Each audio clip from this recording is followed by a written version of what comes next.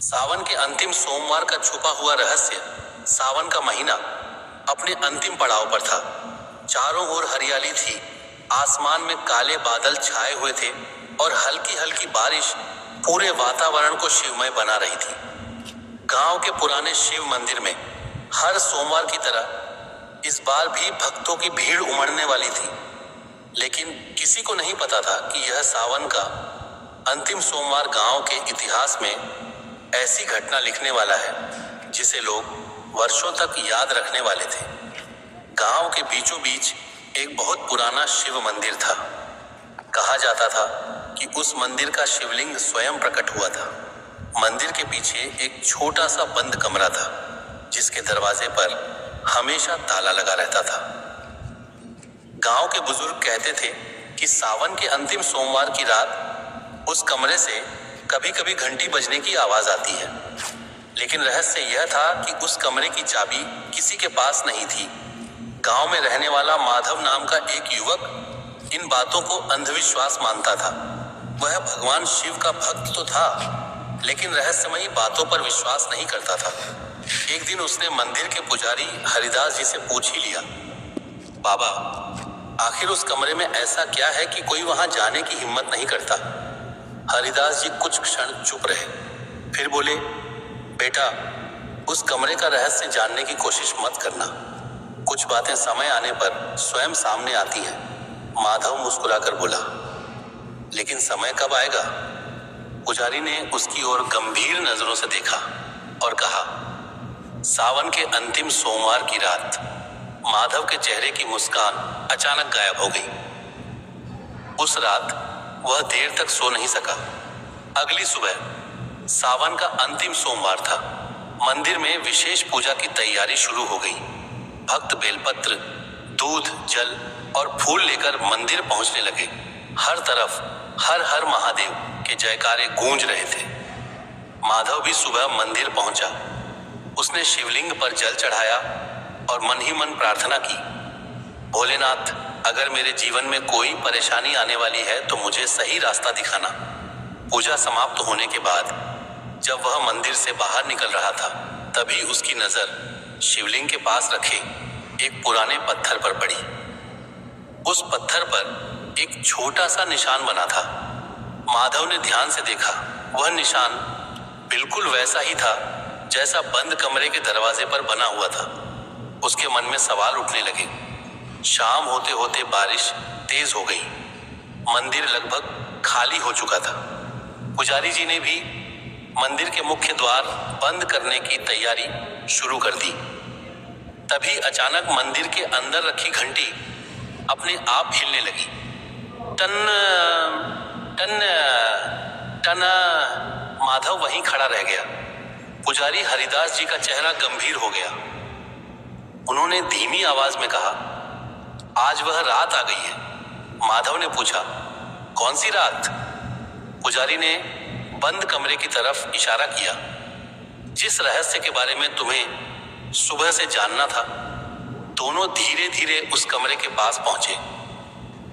सबसे आश्चर्य की बात यह थी कि कमरे का पुराना ताला जमीन पर पड़ा था। दरवाजा थोड़ा खुला हुआ था। माधव ने पुजारी की ओर देखा। बाबा, इसे किसने खोला? पुजारी ने कोई जवाब नहीं दिया। दोनों अंदर चले गए। कमरे में धूल जमी थी। एक कोने में पुराना दीपक रखा था। दीवार पर भगवान शिव की एक बहुत पुरानी तस्वीर लगी थी। माधव ने दीपक उठाया।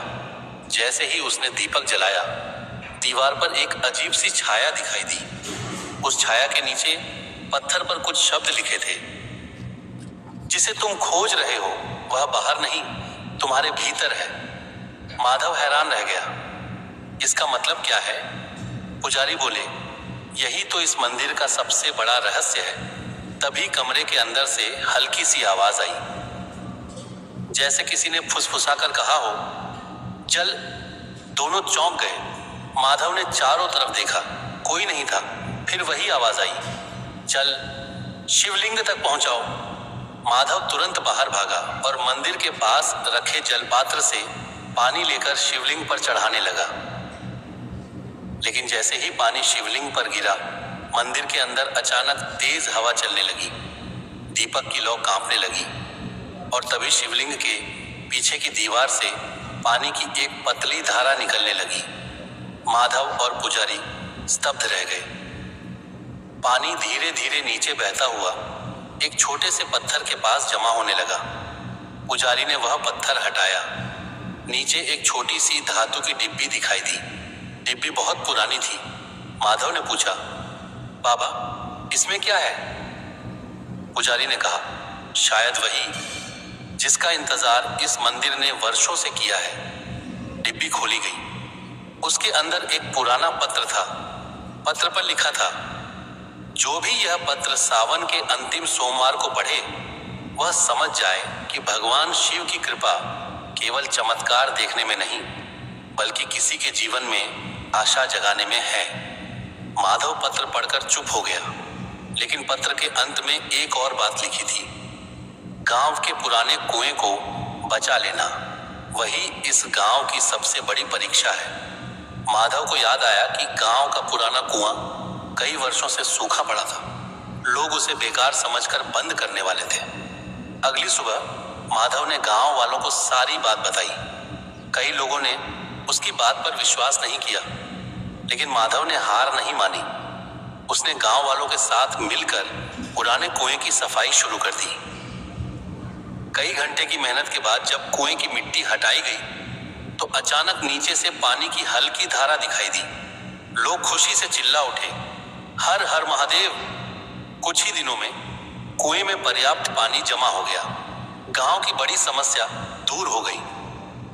तभी पुजारी हरिदास जी ने माधव से कहा, अब समझे उस कमरे का रहस्य। माधव ने सिर झुका दिया। बाबा, मैं समझ गया। हम चमत्कार को बाहर खोजते रहे, जबकि भगवान ने हमें सेवा का रास्ता दिखाया। पुजारी मुस्कुराए। यही सावन के अंतिम सोमवार का असली संदेश है। भगवान शिव भक्त की परीक्षा हमेशा किसी अद्भुत घटना से नहीं लेते। कभी कभी वे हमें किसी जरूरतमंद की मदद करने का अवसर देकर अपनी कृपा का मार्ग दिखाते हैं। लेकिन कहानी का आखिरी रहस्य अभी बाकी था। उस रात माधव फिर मंदिर पहुंचा। बंद कमरे का दरवाजा अब खुला हुआ था। वह अंदर गया। दीवार पर लगी पुरानी तस्वीर के नीचे एक नया वाक्य दिखाई दे रहा था।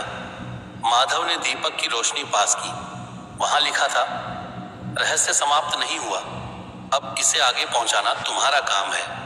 माधव की आंखें नम हो गईं। उसने हाथ जोड़कर कहा, महादेव, मुझे ऐसा जीवन देना जिसमें मेरी वजह से किसी के चेहरे पर मुस्कान आए।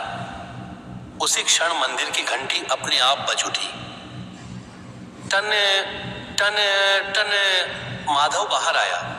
आसमान में बारिश रुक चुकी थी और बादलों के बीच से चांद की रोशनी मंदिर के शिवलिंग पर पड़ रही थी। उसने दूर से शिवलिंग को देखा और मन ही मन कहा, हर हर महादेव। उस दिन के बाद गांव वालों ने सावन के अंतिम सोमवार को केवल पूजा का दिन नहीं माना, बल्कि सेवा, विश्वास और अच्छे कर्मों का दिन मानना शुरू कर दिया। और उस पुराने कमरे का रहस्य, कहते हैं आज भी सावन के अंतिम सोमवार की रात मंदिर में घंटी की हल्की आवाज सुनाई देती है। लेकिन अब गांव वाले डरते नहीं।